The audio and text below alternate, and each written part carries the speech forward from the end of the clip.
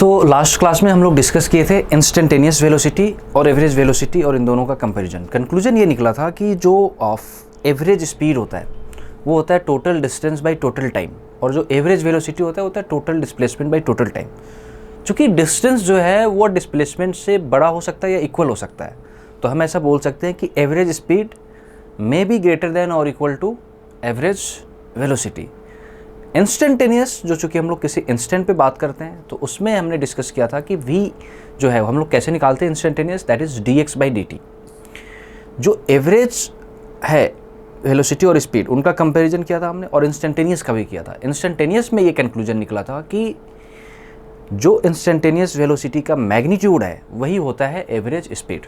इसको एक बार हम लोग इधर मैं लिख के भी आपको समराइज कर देता हूँ कि एवरेज स्पीड ग्रेटर देन और equal to average velocity, and instantaneous speed is nothing but magnitude of instantaneous velocity। Magnitude इसलिए लिया क्योंकि चूंकि वेलोसिटी वेक्टर है तो पॉजिटिव हो सकता है, निगेटिव हो सकता है, इसकी वजह से मैग्नीट्यूड, जबकि स्पीड जो आएगा वो हमेशा क्या होगा, पॉजिटिव ही रहेगा। कैसे निकालते हैं हम लोग v instantaneous? So v instantaneous हम लोग निकालते हैं dx/dt, और ds/dt दैट डिपेंड्स कि आप जो है वो पोजीशन या फिर डिस्प्लेसमेंट को डिफरेंशिएट करके, चूँकि बहुत ही शॉर्ट इंटरवल टाइम में आपको क्या करना है, वी निकालना है, तो ये हम लोग यूज़ करते हैं इंस्टेंटेनियस के लिए। तो वेलोसिटी चूँकि वेक्टर है, तो हमने डिस्कस किया था कि अगर जैसे मान लो ये रुका हुआ है तो वेलोसिटी 0 हो गया, अगर ये इधर जा रहा है तो वेलोसिटी निगेटिव हो गया, और अगर कोई पर्सन इधर जा रहा है तो उसके लिए वेलोसिटी क्या हो गया, पॉजिटिव हो गया। तो ये है एवरेज जो वेलोसिटी, पॉजिटिव निगेटिव। कैसे इंस्टेंटेनियस निकालेंगे, एवरेज का कंपैरिजन और इंस्टेंटेनियस का कंपैरिजन, ये हमने किया हुआ था। तो उसके बाद हम लोगों ने एक और चीज़ किया था कि ये डिफरेंशिएशन है, और डिफरेंशिएशन का जो उल्टा होता है वो क्या होता है, इंटीग्रेशन होता है। तो डेल्टा x इक्वल टू आ गया v dt, और सो वेलोसिटी को हम लोग इंटीग्रेट करेंगे तो हमें मिलेगा डिस्प्लेसमेंट। ओके, यहाँ तक हमने किया हुआ था डिस्कस। नेक्स्ट हम लोग बात करते हैं एक्सेलरेशन के बारे में कि एक्सेलरेशन क्या होता है, एक्सेलरेशन कितने टाइप का होगा, एक्सेलरेशन का क्या इफेक्ट आएगा मोशन पे, और उसके एक्सेलरेशन की वजह से आज हम लोग जो पढ़ेंगे वो सिर्फ पढ़ेंगे यूनिफॉर्म एक्सेलरेशन में क्या क्या इक्वेशन आते हैं, कैसे डिस्टेंस निकालते हैं, कैसे डिस्प्लेसमेंट निकालते हैं, कैसे हम लोग डिस्कशन करेंगे इसमें। तो पहला हम लोग सबसे पहले डिफाइन करते हैं एक्सेलरेशन को।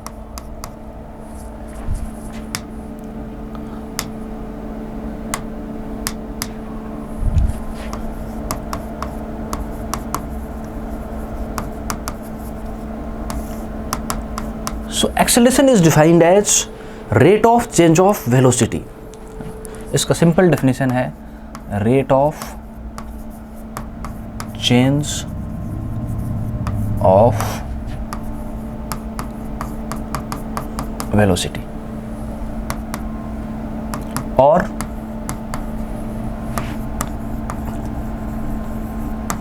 change in velocity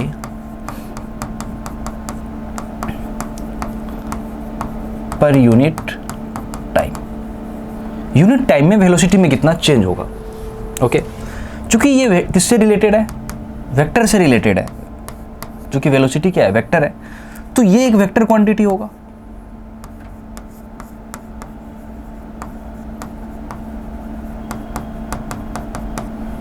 and next important point कि इसका यूनिट क्या हो जाएगा, एसआई यूनिट की अगर हम लोग बात करें तो वेलोसिटी होता है मीटर पर सेकेंड, और ये पर यूनिट टाइम है, सो मीटर पर second square. And dimension you can say is m0, l1 and t minus 2 is the dimension of acceleration. तो एक्सेलरेशन है क्या, rate of change of velocity. Simple, unit time में कितना चेंज होगा, और change in velocity per unit time. ये vector quantity क्यों है, चूंकि ये वेलोसिटी से रिलेटेड है, स्पीड से रिलेटेड नहीं है, इसलिए ये क्या है, वेक्टर क्वांटिटी है। यूनिट इज मीटर पर second square and dimension is m0L1t minus 2। Okay, तो जिस तरीके से हम कैलकुलेट किया था हमने इंस्टेंटेनियस और एवरेज वेलोसिटी के लिए, सिमिलरली एक्सेलरेशन भी क्या होगा, इंस्टेंटेनियस होगा और एवरेज होगा। तो एवरेज क्या हो जाएगा, acceleration average that is total change in velocity upon total time, right. और ए इंस्टेंटेनियस क्या होगा, dv/dt। जैसे अगर हम बात करते हैं, मान लो कि वेलोसिटी जो है अभी 10 है, अगले सेकेंड में 15 हुआ, तो एक सेकेंड में कितना चेंज हुआ, 5 का चेंज हुआ। तो acceleration at this moment is 5, but अभी 15 हुआ, फिर 12 हो गया, फिर 20 हुआ। पूरे जर्नी में मान लो कि 10 था और थोड़े टाइम बाद जाकर के वो 20 हुआ, और इस होने में बीच में बहुत सारे चेंजेस हुए और हमको सपोज 5 सेकेंड लगा, तो एवरेज कितना है। तो जिस तरीके से हम एवरेज वेलोसिटी निकालते थे, that is total displacement upon total time, total displacement मतलब change in position upon total time, उसी तरीके से अगर हम एवरेज एक्सेलरेशन निकालेंगे तो total change in velocity upon total time, तो क्या हो जाएगा वो डेल्टा v/डेल्टा t। ए इंस्टेंटेनियस निकालेंगे तो क्या आएगा, dv/dt। तो ये एक इंपॉर्टेंट रिजल्ट आ गया इंस्टेंटेनियस का और एवरेज का। नेक्स्ट इंपॉर्टेंट पॉइंट है, इधर डिफरेंशिएशन है, डिफरेंशिएशन का उल्टा क्या हो जाएगा, integration. So a equal to है dv/dt, so dv will be a dt। दोनों तरफ आप इंटीग्रेट करोगे तो dv को इंटीग्रेट करेंगे तो डेल्टा v मिलेगा, और इसको हम लोग करेंगे तो a dt। सो एक्सेलरेशन को हमने इंटीग्रेट किया तो हमें क्या मिला, this is change in velocity.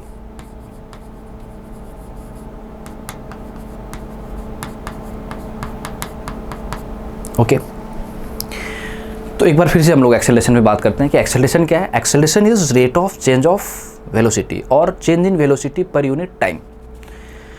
ए को हमने कैसे डिफाइन किया, A equal to dv/dt instantaneous, और एवरेज डेल्टा v/डेल्टा t। चूंकि एवरेज को ये मतलब नहीं होता है कि बीच में क्या हुआ, इनिशियल और फाइनल से उसको मतलब है, तो डेल्टा v/डेल्टा t।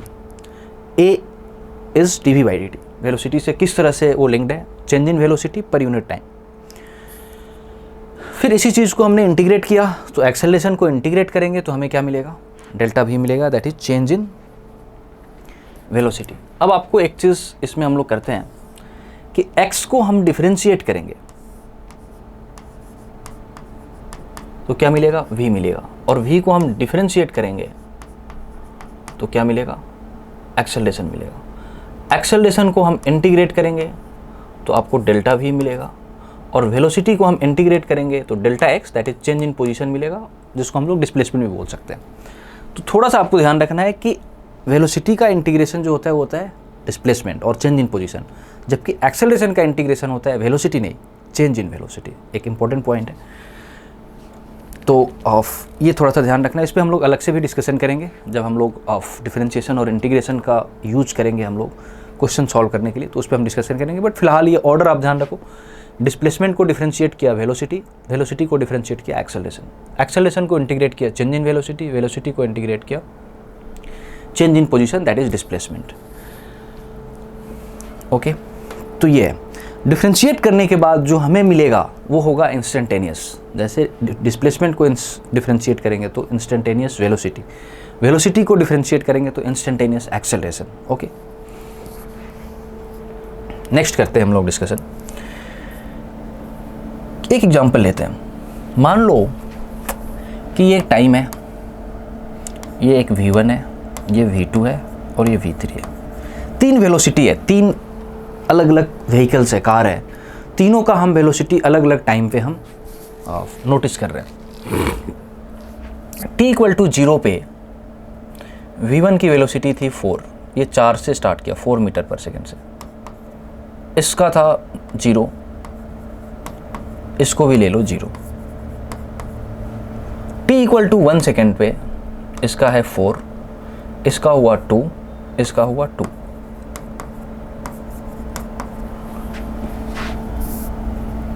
t equal to 2 second पे ये 4, ये हुआ 6, सॉरी ये 4,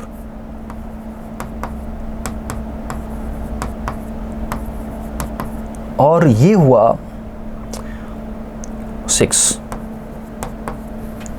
t इक्वल टू 3 सेकेंड पे ये 4, ये हुआ 6, ये हुआ 12, 4 सेकेंड पे ये रहा 4, ये हो गया 8 और ये हुआ। ये हमने एक एग्जांपल लिया कि हमने 3 अलग अलग ऑब्जेक्ट या 3 अलग अलग कार का हमने वेलोसिटी मेजर किया अलग अलग टाइम पे। t इक्वल टू 0 पे पहले जो कार थी उसकी 4 थी स्पीड, 1 पे भी 4 है, 2 पे भी 4 है, 3 पे भी 4 है, 4 पे भी 4 है। इसका मतलब क्या हुआ कि पहले व्हीकल के वेलोसिटी में कोई भी टाइम के साथ चेंज नहीं हो रहा है। टाइम के साथ जब चेंज नहीं हो रहा है तो इसका मतलब हुआ कि इसमें एक्सेलरेशन क्या है, 0 है, because there is no change in velocity with respect to time. हम टाइम बढ़ा रहे हैं, वेलोसिटी में कोई चेंज नहीं आया, इसका मतलब एक्सेलरेशन क्या है, 0 है। क्लियर है चीज़ कि जब भी वेलोसिटी कांस्टेंट हो गया तो एक्सेलरेशन क्या हो गया, 0 हो गया। दूसरे को ध्यान से देखते हैं, ये 0 है, 0 से 2 हुआ पहले सेकेंड में, 2 बढ़ा, 2 से 4 हुआ दूसरे सेकेंड में, फिर 4 से 6 हुआ। मतलब ये हर एक सेकेंड में 2 जो है वेलोसिटी चेंज हो रहा है। पहले सेकेंड में 0 से 2, दूसरे सेकेंड में 2 to 4, 4 to 6, तो हर एक सेकेंड में 2 मीटर पर सेकेंड का वेलोसिटी में चेंज आ रहा है। तो हम बोल सकते हैं कि इसमें जो चेंजेज आ रहे हैं पर सेकेंड वो क्या है, कांस्टेंट है। Acceleration is constant and that acceleration वो है कितना, कांस्टेंट, 2। इसको हम लोग ध्यान से देखो, 0 था, 0 से 2 हुआ, 2 चेंज आया, बट अगले सेकेंड में 2 to 6 हुआ, 4 चेंज आया, फिर 6 to 12, 6 चेंज आया। इसमें कैसा चेंज हो रहा है, नॉन यूनिफॉर्म। इन दोनों में ही वेलोसिटी चेंज हो रहा है। V2 and V3 are not constant with time, but the change in velocity in the V2 with respect to time is constant. Change constant है, चेंज दोनों में हो रहा है, बट चेंज कांस्टेंट है, इसमें चेंज कांस्टेंट नहीं है। 0 से 2 हुआ, 2 से 6 हुआ, 6 से 12 हुआ। तो हम बोल सकते हैं कि इस केस में एक्सेलरेशन जो है is not constant. Okay, acceleration भी टाइम के साथ क्या हो रहा है, वेरी कर रहा है। तो यही 3 तरह के आपके मोशन है जो हमको इसके डिटेल्स में पढ़ना है। पहला, जो वेलोसिटी जिसका कांस्टेंट है, जिसके वेलोसिटी में टाइम के साथ कोई भी चेंज नहीं आया, उसको हम लोग बोलते हैं यूनिफॉर्म मोशन, जो कि उसमें वेलोसिटी क्या है, कांस्टेंट है। सेकेंड पॉइंट जो हम लोगों ने डिस्कस किया, जिसका हर टाइम में जो वेलोसिटी में चेंज आया वो कांस्टेंट है, उसको हम लोग बोलते हैं यूनिफॉर्म एक्सेलरेशन मोशन। एक्सेलरेशन क्या है, कांस्टेंट है। And third one is V3, और V3 क्या था कि इसके जो चेंज आ रहा है वेलोसिटी में वो चेंज कांस्टेंट नहीं है, अलग अलग चेंजेस आ रहे हैं, तो ये है नॉन यूनिफॉर्म एक्सेलरेशन। तो एक एक करके हम लोग इसमें डिटेल्स में डिस्कशन करेंगे। तो सबसे पहले हम लोग बात करते हैं इसके बारे में जिसमें हमारा एक्सेलरेशन क्या है, 0 है। तो मोशन को हमने कैटेगराइज किया 3 पार्ट में।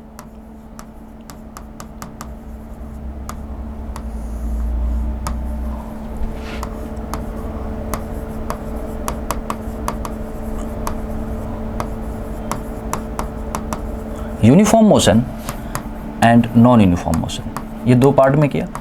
एंड नॉन यूनिफॉर्म जो है वो 2 तरह का होगा। एक एक्सेलरेशन इज कांस्टेंट, इसको हम लोग बोलेंगे यूनिफॉर्म एक्सेलरेशन,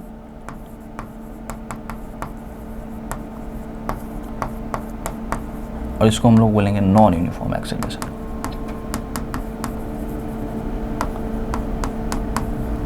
ठीक है, यूनिफॉर्म एक्सेलरेशन का जो पहला टाइप था, जो हमने पहले पढ़ा था फर्स्ट, कि टाइम के साथ वेलोसिटी में कोई चेंज नहीं आया, इसका एक और डेफिनेशन है, equal distance travel in equal interval of time. Uniform motion किसको हम लोग बोलते हैं, equal distance travel in equal interval of time. मतलब कि कोई भी टाइम का इंटरवल हो उतना ही चलेगा। 1 सेकेंड में, चाहे वो पहला सेकेंड हो या 5वां सेकेंड हो या 8वां सेकेंड हो, कोई भी सेकेंड हो, कोई भी टाइम हो, 1 सेकेंड में वो उतना ही चलेगा। इसका मतलब कि इसमें वेलोसिटी क्या रहेगा, कांस्टेंट रहेगा। ठीक है, इसमें वेलोसिटी कांस्टेंट हुआ, मतलब एक्सेलरेशन क्या होगा, 0। इसमें जो फॉर्मूला आएगा S equal to V into t, distance equal to speed into time, या फिर displacement equal to velocity into time, एक ही फॉर्मूला है। अभी तक जो हम लोगों ने डिस्कस किया था, जिससे पहले जो हम लोग V एवरेज की बात करते हैं, उन सभी में हमने एक्सेलरेशन का कहीं भी जिक्र नहीं किया। हमने बोला car is moving with velocity 20 metre, जो भी था, तो हमने 20 फिक्स रखा। तो तो अभी तक जो हमने कैलकुलेशन किया था वो किसके लिए किया था, यूनिफॉर्म मोशन के लिए किया था। तो दो हमारे पास फॉर्मूला आया था, दैट इज़ वी एवरेज, और वी एवरेज एक्चुअल में क्या होता है delta x by delta T, और इसी का दो स्पेशल केस आया था 2v1 v2 divided by v1 plus v2 for distance equal, and for time equal it is v1 plus v2 by 2।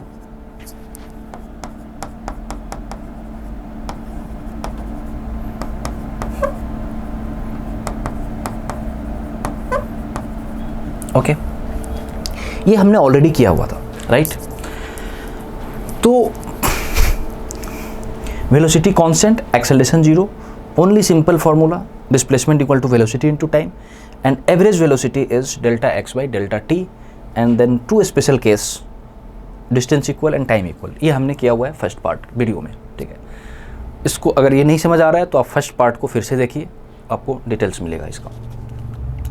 अब हम लोग बात करते हैं इसके बारे में बात करेंगे, जो सबसे ज़्यादा इंपॉर्टेंट है इस चैप्टर के लिए, वो ये है कि एक्सेलरेशन आ गया तो क्या करना है। तो एक्सेलरेशन जब आया तो हम बोल सकते हैं कि ए जो है एक्सेलरेशन वो कांस्टेंट है, उसको हम लोग बोलेंगे यूनिफॉर्म एक्सेलरेशन। जो हमने एग्जांपल लिया था दैट इज़ वेलोसिटी, जिसकी हम लोग कौन सी वेलोसिटी 2, ये वाला, इसमें एक फिक्स पैटर्न रिपीट हो रहा है, तो उसको हम लोग बोलेंगे यूनिफॉर्म एक्सेलरेशन मोशन, राइट। और ये जो है इसमें हमारा एक्सेलरेशन जो है वो कांस्टेंट नहीं है। अब हम कैसे पता करेंगे कि एक्सेलरेशन कांस्टेंट है कि नहीं है, तो दो तीन चीज़ आपको ध्यान रखना है। पहला चीज़, अगर कहीं पे दे दिया a इक्वल टू कोई नंबर 4 मीटर पर second square, it is constant, क्योंकि उसमें t नहीं आया। कहीं पे ऐसा लिखा कि a acceleration equal to 2t + 1, तो a में t आ गया, a फंक्शन है टाइम का, मतलब कि टाइम के साथ a चेंज हो रहा है, इसका मतलब क्या हो गया, वो नॉन यूनिफॉर्म एक्सेलरेशन हुआ। तो अभी हम लोग इसके बारे में डिटेल्स में बात करते हैं, फिर इसके बारे में भी बात करेंगे हम लोग, ठीक है। तो ये हम लोग लेते हैं यूनिफॉर्म एक्सेलरेशन। सो नेक्स्ट हमारा जो है दैट इज यूनिफॉर्म एक्सेलरेशन।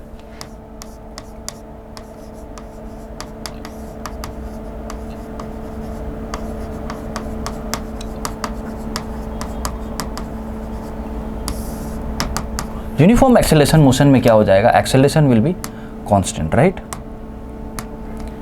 ए क्या रहेगा, कांस्टेंट रहेगा। हम मान लेते हैं कि u जो है वो हमारा इनिशियल वेलोसिटी है।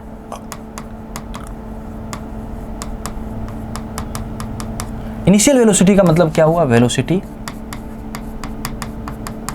Eight t equal to 0। a is acceleration which is constant, u हमने ले लिया, u इज हमारा क्या है, इनिशियल वेलोसिटी, मतलब velocity at t equal to 0। तो और v एक वेलोसिटी लेते हैं, v जो है हमारा वेलोसिटी एट टाइम t, किसी टाइम t पे वेलोसिटी है, या फिर इसको हम बोल सकते हैं कि for time duration t it is final velocity, और टाइम t पे वेलोसिटी। तो अभी हम लोगों ने एक रिलेशन पढ़ा, क्या पढ़ा कि चेंज इन वेलोसिटी कहाँ से मिलता है, चेंज इन वेलोसिटी आता है एक्सेलरेशन को इंटीग्रेट करने से चेंज इन वेलोसिटी मिलता है। तो अगर हम लोग बात करें कि delta v will be a dt, और कहाँ से कहाँ तक, 0 से t तक हम लोग बात कर रहे हैं। डेल्टा v मतलब चेंज इन वेलोसिटी, 0 पे कितना है वेलोसिटी u, और t पे कितना है वेलोसिटी v, तो what is the change in velocity, v minus u, right. a is a constant, तो कांस्टेंट और t का dt का इंटीग्रेशन t हो गया 0 टू t। एक बार इसमें t रखेंगे और ये 0, तो फाइनली आपको जो मिलेगा दैट इज at।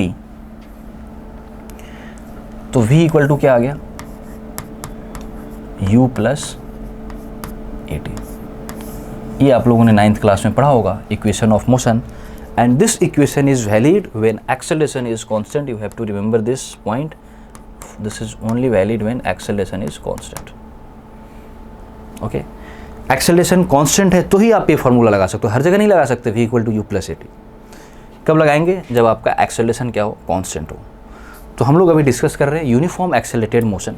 एक्सेलरेशन क्या होता है, rate of change of velocity, a equal to dv by dt। Velocity का डिफरेंशिएशन क्या होता है, एक्सेलरेशन, तो एक्सेलरेशन का इंटीग्रेशन क्या होगा, change in velocity.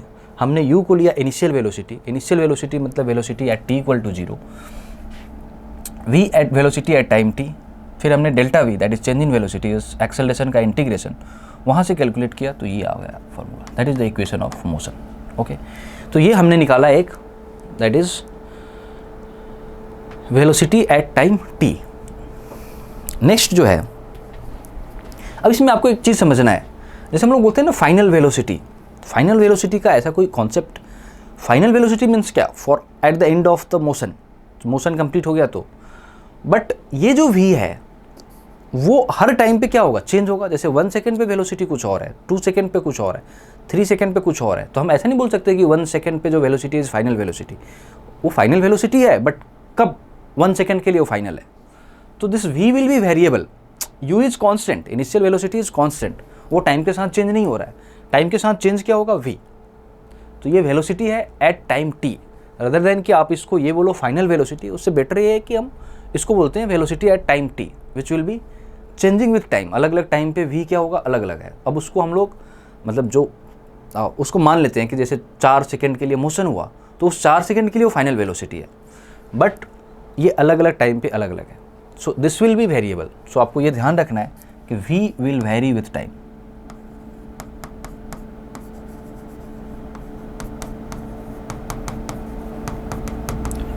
Where is u is constant, क्योंकि इनिशियल वेलोसिटी तो एक ही है ना, जो t इक्वल टू 0 पे वो 5 से चलना शुरू किया तो उसका 5 है इनिशियल वेलोसिटी, बाद में चेंज करेगा तो करेगा।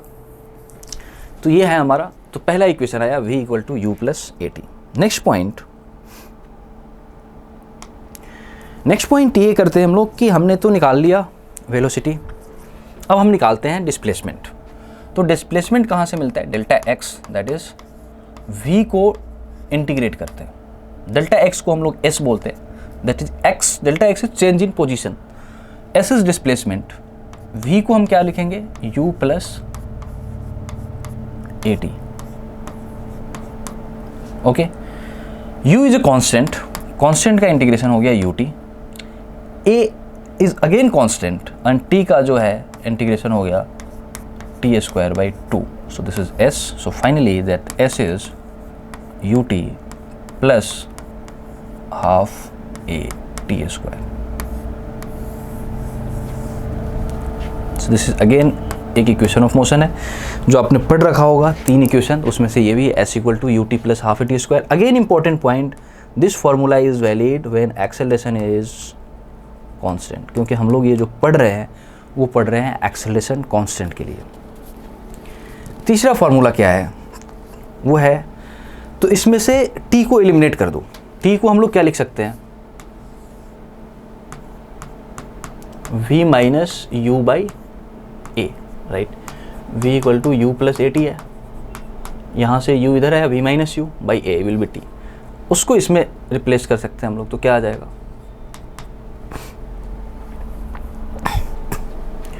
u t मतलब v माइनस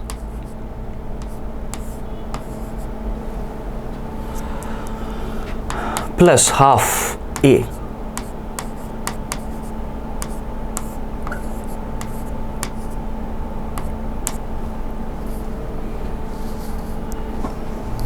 अब इसको हम लोग सिंप्लीफाई कर देते हैं। 2a is the of LCM, इधर 2 है तो इधर 2 आ जाएगा, 2uv माइनस 2u स्क्वायर, और इधर क्या हो जाएगा, v माइनस u का square, so v square minus 2uv plus u square, so 2uv cancel, 2a इधर आ गया, 2as and v square minus u square, so v square equal to u square plus 2as। So this is the third equation. ये हमने क्या किया कि हमने relation निकाला v, u एंड s में डायरेक्टली, t को हमने एलिमिनेट किया, तो जो हमारे पास 2 इक्वेशन था उसमें से t का वैल्यू हमने इस इक्वेशन से निकाल करके इस इक्वेशन में रखा, तो हमारे पास v, u एंड s और a के साथ रिलेशन मिला। ये तीन आपने पढ़ रखा होगा, 9th क्लास में भी पढ़ा होगा, ये इक्वेशन ऑफ मोशन। ये तीनों इक्वेशंस कब पॉसिबल हैं, कब हैं वैलिड, जब हमारा एक्सेलरेशन क्या है, कांस्टेंट है। तो इसको हम लोग नेक्स्ट पेज पे लिख रहे हैं कि if acceleration is constant so v equal to u plus a t, v square equal to u square plus 2as and s equal to u t plus half a t square. ये चीज़ें हैं, ये कब है valid, जब हमारा acceleration क्या है, कांस्टेंट है। अब इसमें से कुछ चीज़ें और भी हम लोग निकालते हैं। एक हम लोग कैलकुलेट करते हैं डिस्प्लेसमेंट इन nth सेकेंड। इसको ध्यान से समझिए क्या है। जैसे हम लोग मानते हैं, एक हम पोजीशन लेते हैं t और x। t is, this is position और ये टाइम। t जब 0 है तो वो 0 पे है, 1 पे है तो ये मान लो 5 पे पहुंचा, 2 पे है तो ये मान लो 20 पे पहुंचा, ये 3 पे है तो मान लो 45 पे गया, 4 पे है तो ये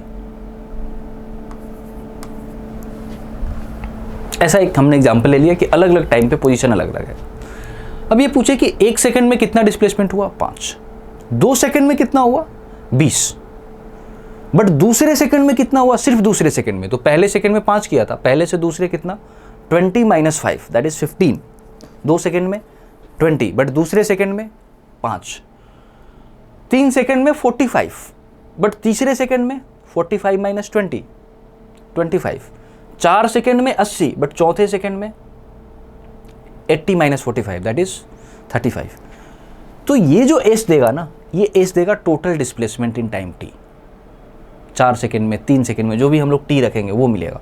बट अभी जो हम लोग कैलकुलेट करने जा रहे हैं ना, nth सेकेंड, कि सिर्फ तीसरे सेकंड में, सिर्फ दूसरे सेकंड में, सिर्फ चौथे सेकंड में, nth सिर्फ nवें सेकंड में कितना चलेगा वो, दैट इज द। तो ये कैसे निकाल रहे हैं हम लोग, आप इसको ध्यान से देखो कि आपने क्या किया। अगर हमको पहले सेकंड में निकालना है, एस फर्स्ट निकालना है कि सिर्फ पहले सेकंड में कितना चला, तो आप क्या करोगे, s t equal to 1 minus s t equal to 0, या x हमने लिया हुआ है, पोजीशन x लिया हुआ है, तो x at t equal to 1 minus x at t equal to 0।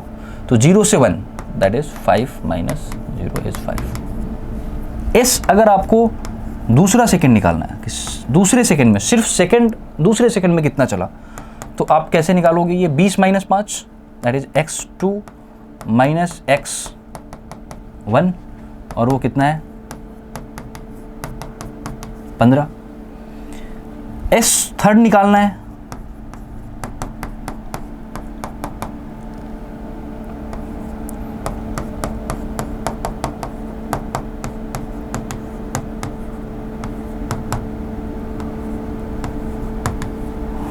तो एस थर्ड निकालना है तो 3 माइनस 2 कर रहे हैं, 2 निकालना है तो 2 माइनस 1 कर रहे हैं, तो what will be the s n H.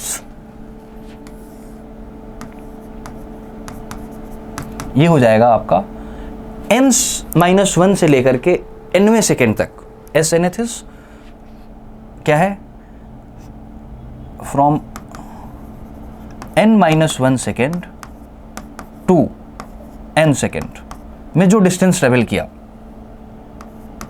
या displacement from n minus 1 second to n second, ये है। वो होगा कैसे, तो s nth is basically x at t equal to n minus x at t equal to n minus 1।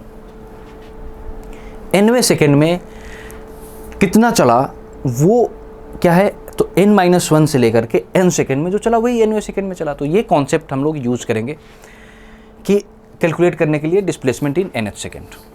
तो final जो हमारा कंक्लूजन ये निकला कि जो एस nth है वो क्या है, डिस्प्लेसमेंट इन nth सेकेंड, और that is displacement from n minus 1 second to n second. ये okay. So how we will calculate this, तो इसको इंटीग्रल मेथड से करते हैं हम लोग। तो बेसिकली हमें फाइंड करना है एस एन एथ, और एस एन एथ is nothing but S is velocity को इंटीग्रेट करते हैं तो क्या मिलता है आपको, डिस्प्लेसमेंट मिलता है. But now time limit will be n-1 to n. Now what is v? v is u plus at and dt, and this is n-1 to n. अब इसको हमने इंटीग्रेट किया, so u dt, u is constant, so ut, and this is n-1 to n plus a t square by 2, and it is again n-1 to n. इसमें t की जगह पे एक बार हम लोग n रखेंगे और माइनस करके n-1 करेंगे. Half a upper limit n और माइनस, ओके. इस चीज को हम लोग सिंप्लीफाई करेंगे तो ये तो n गेट कैंसिल, u आ गया, और यहाँ पे n स्क्वायर और माइनस n-1 का होल स्क्वायर, तो इसको जब हम लोग ओपन करेंगे तो क्या हो जाएगा,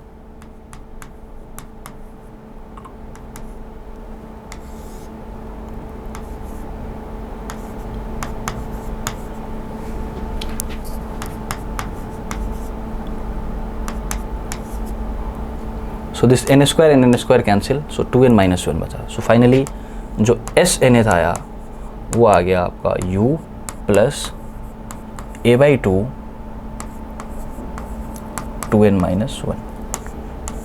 ये एस एन एथ है आपका nth सेकेंड में डिस्प्लेसमेंट कितना हुआ, दैट इज n-1 से लेकर के n सेकेंड तक में कितना ट्रेवल किया. अगेन ये फॉर्मूला हम लोग कब यूज कर सकते हैं, ये सब हम लोग क्या डिस्कशन कर रहे हैं, जब हमारा एक्सेलरेशन क्या है, कांस्टेंट है. तो तीन फार्मूला जो आपने 9th में पढ़ा होगा, s equal to u t plus half a t square, v equal to u plus a t, v square equal to u square plus 2s, ये तीनों फार्मूला जो है वो किसके लिए वैलिड है, it is valid for uniform acceleration. And fourth जो आपने अभी यहाँ पे हमने पढ़ा एस एन एथ, that is u plus a 2n-1. Okay, तो ये है हमारा डिस्प्लेसमेंट इन nth सेकेंड. तो चौथा आ गया, ठीक है. नेक्स्ट हम लोग डिस्कशन करते हैं कि अगर एक्सेलरेशन जैसे पॉजिटिव हो गया, टाइम के साथ वेलोसिटी बढ़ रहा है, तो टाइम के साथ वेलोसिटी घट भी सकता है. उसको हम लोग बोलते हैं रिटार्डेशन, उसको हम लोग बोलते हैं negative acceleration, that is retardation. दूसरा उसको क्या हम लोग बोल सकते हैं, डी एक्सेलरेशन. तो जब टाइम के साथ वेलोसिटी इंक्रीज करे तो that is acceleration, positive acceleration. Time के साथ वेलोसिटी डिक्रीज करे तो वो होता है रिटार्डेशन. तो रिटार्डेशन की वजह से क्या चेंजेज आएंगे, उसमें क्या चीज़ें होंगी, वो हम लोग डिस्कस करते हैं.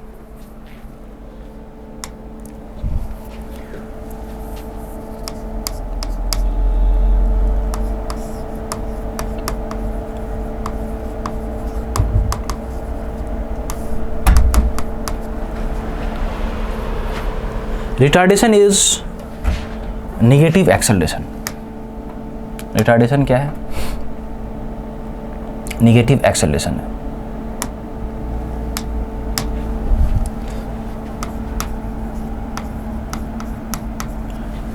ये हम लोग कैसे जानेंगे कि निगेटिव एक्सेलरेशन है कि पॉजिटिव एक्सेलरेशन. तो सिंपल इसका है कि अगर कोई ऑब्जेक्ट इधर जा रहा है, ठीक है, सो दिस इज, इसका इनिशियल वेलोसिटी इधर है और एक्सेलरेशन भी इधर ही है, so this acceleration will be taken as positive. क्योंकि हमने क्या किया, डायरेक्शन, वेलोसिटी के पास डायरेक्शन है, तो इधर का डायरेक्शन पॉजिटिव है और इधर का डायरेक्शन निगेटिव है. तो जिधर u है उधर ही a है, तो हम इसको क्या बोल सकते हैं कि दिस इज एक्सेलरेशन. वेलोसिटी इसका बढ़ेगा तो इसमें हम लोग बोल सकते हैं कि velocity will increase with time and this is positive acceleration.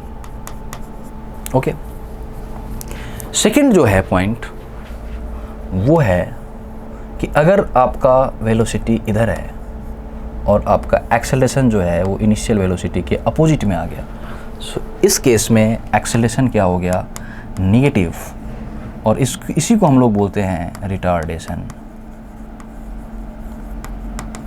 या फिर इसको दूसरा इसका नाम है डी एक्सेलरेशन। डी एक्सेलरेशन और रिटार्डेशन, जिसमें निगेटिव एक्सेलरेशन आ गया। इस केस में velocity will decrease with time. तो पहला हम लोग क्लियर किए कि कब आपको ध्यान रखना है कि एक्सेलरेशन पॉजिटिव है कि नेगेटिव। इसके लिए सिंपल आपको देखना है कि वेलोसिटी और एक्सेलरेशन का डायरेक्शन क्या सेम डायरेक्शन है, तो उस केस में फिर आपका क्या हो जाएगा, एक्सेलरेशन पॉजिटिव होगा। और अगर उन दोनों का डायरेक्शन अपोजिट में है तो उस केस में क्या होगा, नेगेटिव होगा। जैसे अगर हम लोग बॉल को ऊपर फेंक रहे हैं, तो हम बॉल को ऊपर फेंक रहे हैं तो उसका वेलोसिटी टाइम के साथ क्या होता है, डिक्रीज होता है, तो दैट इज़ नेगेटिव एक्सेलरेशन। मतलब वेलोसिटी ऊपर है और ग्रेविटेशनल एक्सेलरेशन किधर लग रहा है, नीचे लग रहा है, दोनों का डायरेक्शन क्या हो गया, अपोजिट हो गया। तो ये कैसा हुआ, रिटार्डेशन हुआ या फिर डी एक्सेलरेशन हुआ। तो इस केस में नेगेटिव एक्सेलरेशन। ओके, तो अब हम लोग डिस्कस करते हैं कि इस नेगेटिव एक्सेलरेशन की वजह से क्या चेंजेज आएंगे आपके इक्वेशन ऑफ मोशन में, किस तरीके से उस ऑफ मोशन का बिहेवियर होगा, क्या उसमें होगा, ये हम लोग डिस्कशन करते हैं।